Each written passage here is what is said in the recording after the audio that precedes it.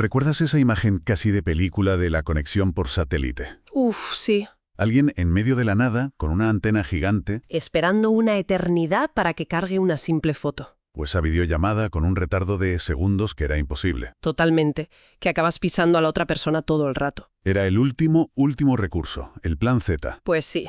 Pues bien, hoy vamos a ver cómo esa idea ha saltado por los aires. Tenemos sobre la mesa un par de análisis, uno de ellos bastante técnico, del blog de Ericsson Enterprise Wireless Solutions, que dibujan una auténtica revolución. Ajá. La conectividad por satélite está dejando de ser la opción de emergencia para convertirse en algo clave, fiable, estratégico para muchas empresas. Y en sitios donde antes era impensable. Exacto.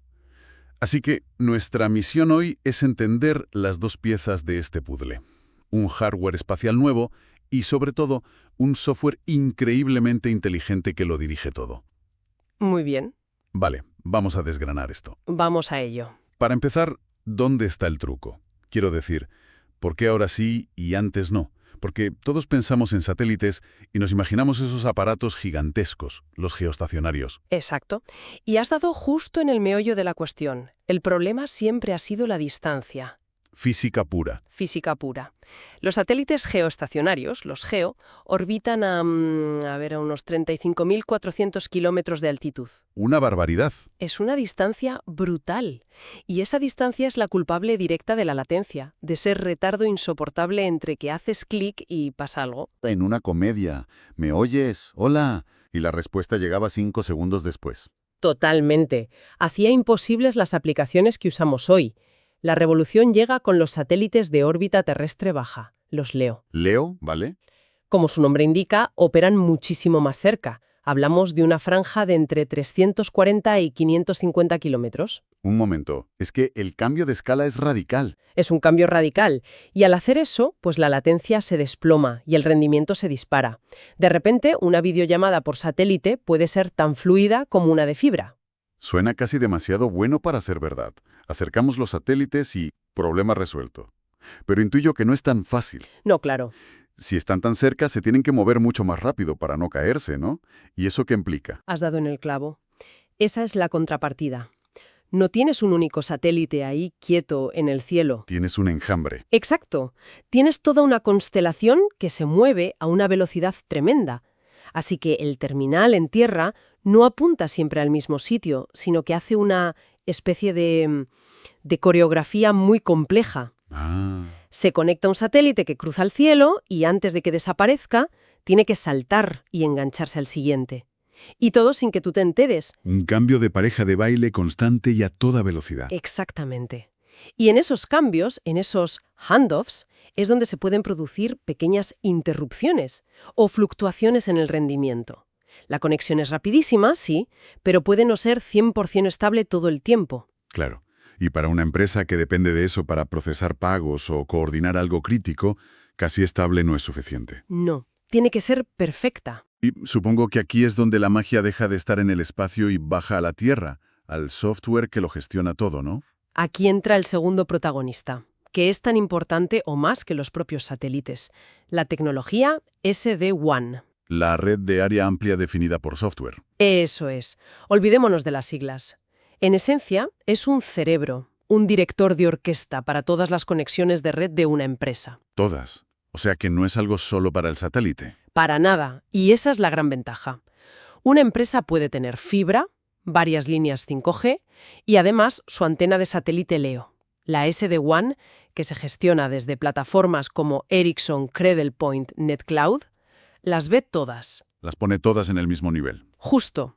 Y lo más importante es que no las jerarquiza. Para la SD-WAN, el satélite LEO no es un ciudadano de segunda. Es simplemente otro carril en la autopista. ¿Vale? Su trabajo es medir constantemente, en tiempo real, cómo está cada uno de esos carriles. Latencia, ancho de banda, pérdida de paquetes. Y con esa información decide cuál es el mejor camino para cada dato en cada milisegundo. Entiendo. O sea que el sistema no se fía de la etiqueta fibra o satélite, sino de los datos puros y duros de rendimiento en ese preciso instante. Exacto. Si la fibra tiene un mal día y el satélite va como un tiro, la SD-WAN no duda. Se basa en la calidad real, no en la teórica. Y aquí es donde empieza a desplegar una serie de técnicas que son las que consiguen esa fiabilidad a prueba de balas. A ver. La primera es el direccionamiento dinámico del tráfico. Imagina que estás en una videollamada súper importante por el satélite y justo se produce uno de esos handoffs que decíamos y hay un pico de latencia. Las imágenes se congela, el audio se corta, el caos. Pues no, porque la SD-WAN lo detecta al instante y sin que nadie se dé cuenta, desvía solo el tráfico de esa videollamada por el enlace 5G que también está disponible. Solo esa llamada. Solo esa llamada. El resto, a lo mejor una descarga que tienes en segundo plano, puede seguir por el satélite. La llamada nunca se interrumpe. La persona al otro lado no nota absolutamente nada. Vaya. Es que eso es clave, porque no es tener un plan B. Es que el cambio al plan B sea automático, instantáneo e invisible. Totalmente. ¿Y ese cerebro se basa solo en reglas que le programa un administrador? Se basa en políticas y umbrales muy granulares que define el administrador. Puedes crear reglas increíblemente específicas. Por ejemplo, A ver. el tráfico de los terminales de pago es sagrado. Usarás siempre la fibra. Si la latencia de la fibra sube de 20 milisegundos, salta al 5G. Y solo si ambos fallan, usa el satélite. Ah, claro. El rendimiento, sino que te permite controlar los costes, porque estas conexiones por satélite, aunque son más baratas que antes, suelen tener costes por uso. Tiene toda la lógica. Reservas el carril de pago solo para emergencias. Pero en las fuentes se menciona un problema muy específico de los enlaces por satélite, incluso de los LEO, la pérdida de paquetes. Sí. Dicen que puede ser del 3 al 6%, que suena poco, pero al parecer es un desastre para muchas aplicaciones. Es un punto crucial, sí. Muy técnico, pero fundamental. A ver, la mayor parte del tráfico de Internet usa un protocolo que se llama TCP. ¿Vale? Simplificando mucho, con TCP, cuando envías datos, el receptor tiene que confirmar que ha recibido cada paquete. Si uno se pierde, Separa todo. se para todo. El sistema pide que se lo reenvíen y hasta que no llega, la comunicación no sigue. Una pérdida del 3% significa un montón de paradas y retransmisiones que matan la velocidad. Me imagino que la SD-WAN tiene un as en la manga para esto también. Por supuesto, se llama corrección de errores hacia adelante, o FEC. Y lo sorprendente de esta técnica es que cambia la filosofía de la red. ¿En qué sentido? En lugar de reaccionar a los errores cuando ya han pasado, se anticipa a ellos. Ajá. Es como si al enviar un paquete incluyeras ya las piezas de repuesto más comunes. Si se rompe algo por el camino, el destinatario lo arregla al instante, no tiene que devolvértelo. Ah, qué bueno. Pues la FEC añade unos pequeños datos de redundancia que permiten al receptor reconstruir los paquetes perdidos sobre la marcha, sin tener que pedirlos de nuevo. Esta idea de preresolver problemas es lo que hace que una conexión imperfecta se sienta sólida como una roca. Vale, esto es impresionante. El sistema desvía el tráfico, lo prioriza, lo repara. ¿Pero se pueden usar varias conexiones a la vez? No como alternativa, sino combinando su potencia. Las fuentes hablan de Intelligent Link Bonding. Y esa es la culminación de esta inteligencia. No se trata solo de elegir el mejor camino, sino de construir un camino mejor, usando varios a la vez. Hay 3 estrategias principales. A ver, cuéntame. La primera es la más radical, la duplicación de flujo. Suena intenso. Lo es. Se reserva para el tráfico de vida o muerte, el que no puede fallar ni un milisegundo. El sistema coge cada paquete de datos, lo clona y envía la copia A por, digamos, el 5G y la copia B a la vez por el satélite. Un momento. Duplicar el tráfico. Eso es increíblemente ineficiente. Y caro. Estás pagando el doble por enviar lo mismo. ¿Cuándo se justifica algo así? Es una pregunta excelente porque efectivamente no es para todo. Pero piensa en el control remoto de maquinaria pesada en una mina. ¿O en una telecirugía? Vale. O en una transacción financiera de millones de euros. Ahí el coste de un microcorte es infinito comparado con duplicar los datos. El sistema usa el paquete que llegue primero, da igual por dónde, y descarta el segundo. O sea que tienes dos ventajas. Brutales. Una resistencia absoluta, porque un enlace puede caer y la sesión sigue intacta. Y una latencia ultraestable, porque siempre te aprovechas de la vía más rápida. De acuerdo, para aplicaciones ultracríticas tiene todo el sentido del mundo. ¿Y el segundo modo? El segundo es más pragmático. El equilibrio de flujo. Aquí no duplicas, repartes. Porcentajes. Exacto. Le dices al sistema, el 70% del tráfico irá por LTE, pero quiero que el 30% sobrante aproveche el ancho de banda del satélite.